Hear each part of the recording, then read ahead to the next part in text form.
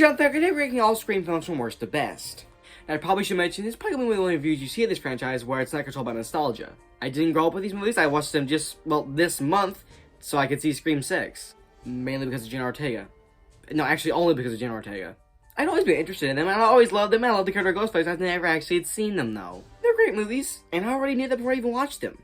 And in my opinion, there isn't a bad Scream movie. And that's honestly pretty impressive for a franchise that has up to 6 films, 7th one definitely happening. And remember, these are just my opinions, so if you don't agree, I could care less. Actually, that's a lie. I'd love to hear what you guys have to say in the comments below. And maybe even share your thoughts on the Discord link in the description. Anyways, let's get started. So coming in at number 6, in very last place, Scream 3. There's just some things in Scream 3 that made me like it not as good as the other films. Mainly Roman, my least favorite Ghostface. I hate this guy, I hate the twist, I hate him so much. Honestly, I think this film goes way too much into the comical side. I know it's Scream, it's supposed to be a little bit comical, but I feel like this one overshadows that even more than the horror. Which is something you should not do in a horror comedy.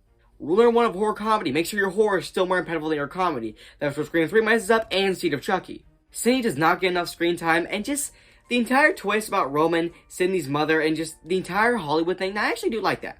You know, I want to be a film director, seeing like behind the scenes of them actually filming a movie is really cool. Just the whole twist where they go back to Scream 1, they make it to where, oh, Roman was behind Billy and Stu and all that kind of stuff. I know it's literally in the film, like they directly say it, they're doing things that, you know, was not established in the first film, that now they're going back and retconning.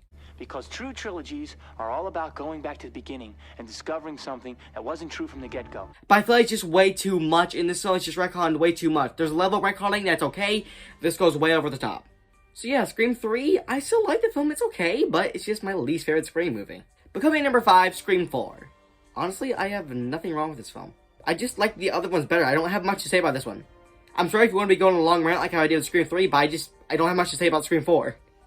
I like Ghostface, I like the motives, I just like the whole film. I just don't think it's as good as the other films in my opinion, that's the only reason why it's this low on the list. Coming in number 4, Scream 6. The film that made me watch the entire franchise in the first place, it's honestly great. If you guys haven't seen my review, go watch it. Link in the description. I like the New York setting. I love Jenna Ortega, you know, Sam, Tara. They're amazing. The kills are pretty good. Just the whole film is good in general. Except for the ghost faces. I'm not going to spoil it, just I do not like them in particular. Other than that, I don't have much wrong with this film. I think all the films except for the third act is great. Coming in at number 3, Scream 2. It's probably one of the best horror sequels I've ever seen. And in my opinion, unlike Scream 3, it feels like a proper continuation of the franchise. It has the characters in the first film, but they put in a situation where you feel like, okay, yeah, this makes sense to why this is happening. I don't like the ghost faces in this film, but other than that, I don't have anything wrong with this film. Sure, some scenes drag a little bit, but that's fine. Because the scenes that do not drag make up for it a ton. But I do have to say, Tobey Maguire was going to play Mickey in this film originally, so it made me like it a lot more. Coming in number 2, Scream 5. I feel like there are a lot of Scream fans screaming at me right now through their computer screens. What can I say? I love Scream 5. I love the Ghostface reveal, I love the motive, I love the characters, Jenna Ortega, Sam, Tara, they're amazing. I love all the new characters, I love all the returning characters, I think the film's emotional, it's scary, it's funny. It's a great commentary on requels. I just love the entire film generally, and unlike a lot of Scream films, the act is amazing.